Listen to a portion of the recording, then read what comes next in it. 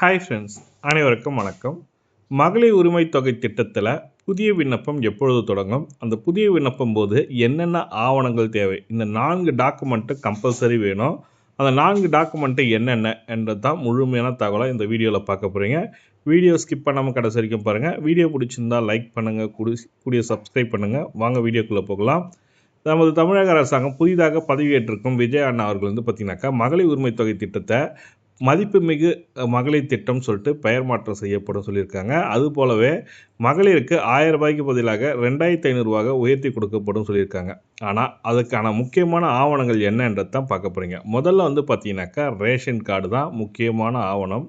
அதுக்கடுத்து பார்த்தீங்கன்னாக்கா ஆதார் கார்டு. ஆதார் கார்டில் மொபைல் நம்பர் கொடுத்துருக்கணும். மொபைல் நம்பர் அது பேஸ் பண்ணி இருக்கணும். அதுக்கப்புறம் இபி பில் கம்பல்சரி வேணும்னு சொல்லியிருக்காங்க. அதுக்கப்புறம் பேங்க் பாஸ்புக் கேட்டிருக்காங்க. பேங்க் அக்கௌண்ட்டு, உங்களுக்கான பேங்க் அக்கௌண்ட்டு கம்பல்சரி இருக்கணும். நீங்கள் கொடுத்துருக்க பேங்க் அக்கௌண்ட்டும் ஆதார் கார்டில் கொடுத்துருக்க நம்பரும் ஃபோன் நம்பரும் ரெண்டுமே இணைச்சிருக்கணும். அதாவது மொபைல் நம்பர் ஆதார் கார்ட்லேயும் பேங்க் அக்கௌண்ட்லேயும் கரெக்டாக இணைஞ்சிருக்கணும். அது நேஷ்னலைஸ் பேங்க்கை விட கிராம வங்கியில் இருந்தாக்கா உடனுக்குடனே பணம் கிடைப்பதற்கான வாய்ப்பு இருக்கிறதாக சொல்லியிருக்காங்க. உங்களோட ஆதார் கார்டில் இருக்கிற நம்பரும் பேங்க் அக்கௌண்ட்டில் இருக்கிற நம்பரும் சரியாக இருக்கான்னு செக் பண்ணிங்க. அதுக்கப்புறம் அப்ளை பண்ண பாருங்கள்.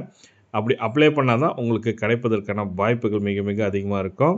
அதுக்கப்புறம் எங்ககிட்ட இபி பில் இல்லை சார், இபி பில் இல்லாதவங்க நாங்கள் எப்படி சார் அப்ளை பண்ணலான்னு கேட்டிங்கனாக்கா, உங்கள் பகுதியில் நீங்கள் வாடகை இருக்கீங்கன்னா அந்த வாடகைக்கான அக்ரிமெண்ட் காப்பி எடுத்துக்கோங்க. அந்த அக்ரிமெண்ட் காப்பியோட சேர்த்து அந்த இபி கார்டை வச்சு நீங்கள் அப்ளை பண்ண முடியும்னு சொல்லியிருக்காங்க. இப்போ பார்த்தீங்கன்னாக்கா அக்ரிமெண்ட் காப்பி போடுவீங்க.